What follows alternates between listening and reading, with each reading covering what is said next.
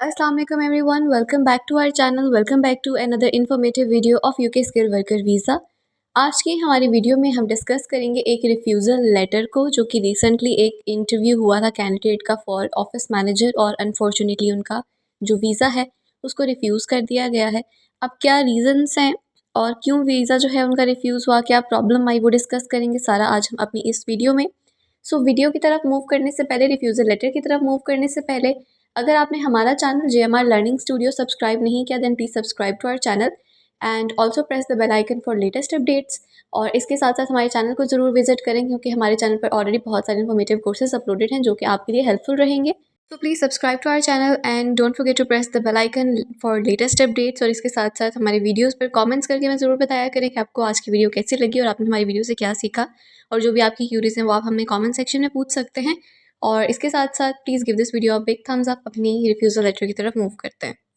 Refusal letter में सबसे पहले आपको बताया जाता है कि अनफॉर्चुनेटली आपका जो वीज़ा है उसको रिफ्यूज़ कर दिया गया है। आपका नाम, डेट वगैरह सब कुछ मेंशन होता है and due to some privacy reasons हमने उन सबको हाइड कर दिया। सो हम डायरेक्टली मूव करते हैं रीजंस की तरफ। So your application has been refused for the following reasons. You applied for the clearance as a skilled worker under Appendix Skilled Worker of the immigration rules, and your application has been refused because you do not meet the immigration criteria.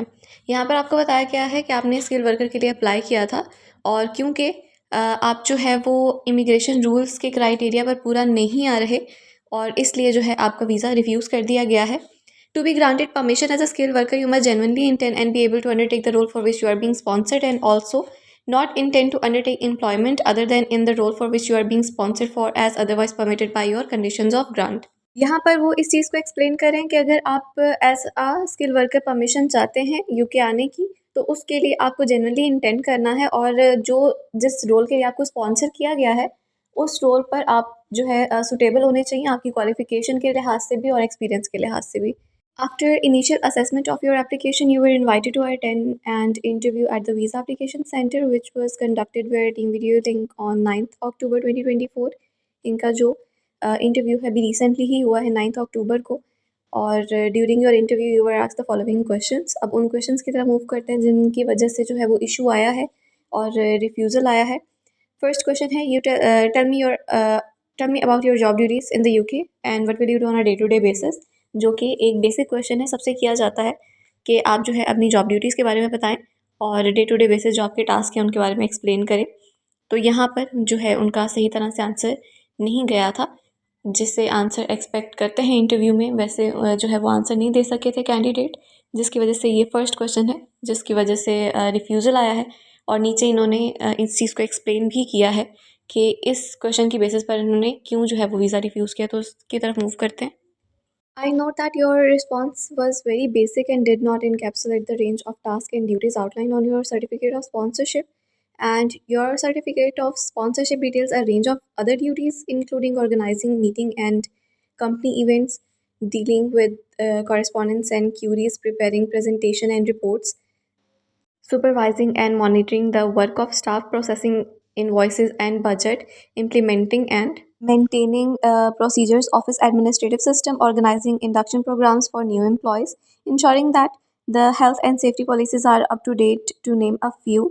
Your response demonstrate a lack of knowledge regarding what is expected of you in this role. As such, I cannot be satisfied that you have applied for this job with the intention of genuinely undertaking the role for which you are being sponsored।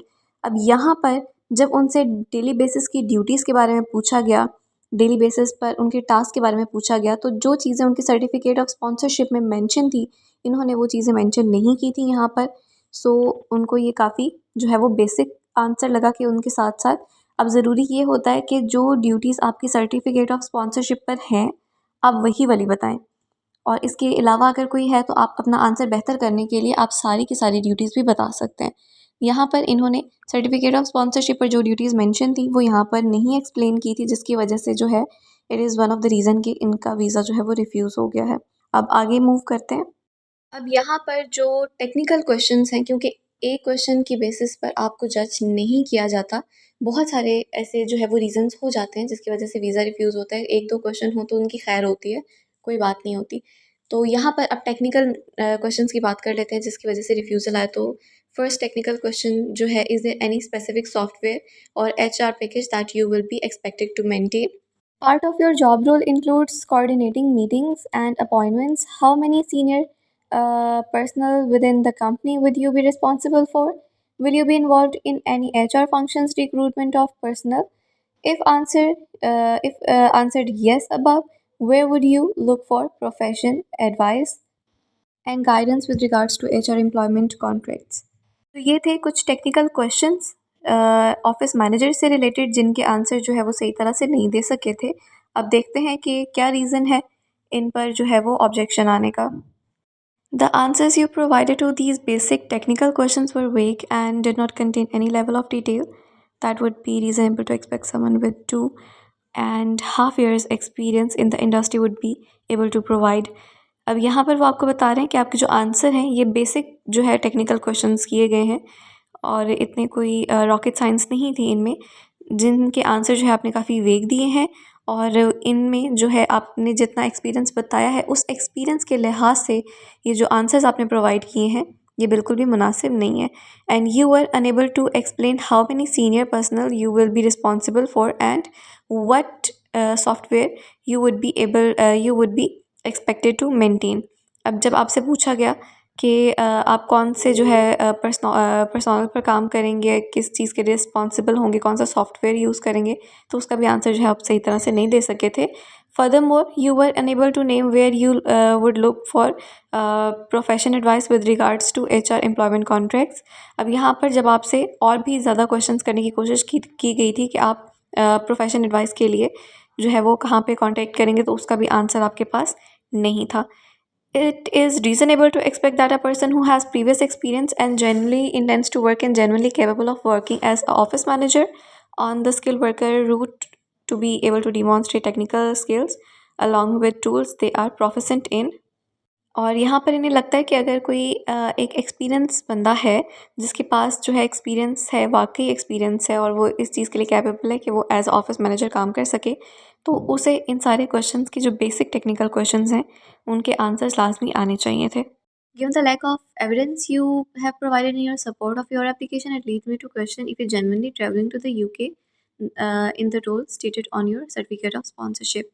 अब यहाँ पर हमने इस चीज़ को mention किया है क्योंकि आपके जो एक्सपीरियंस सर्टिफिकेट वगैरह थे, जो सपोर्टिंग डॉक्यूमेंट्स आपके होते हैं, उनमें भी जो है वो डॉक्यूमेंट्स मिसिंग थे, जिसकी वजह से जो है वो उन्हें डाउट है कि आप वाकई आपके पास इतना एक्सपीरियंस है या नहीं है।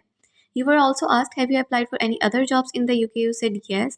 And if yes, to the previous question, what jobs did you apply and which company?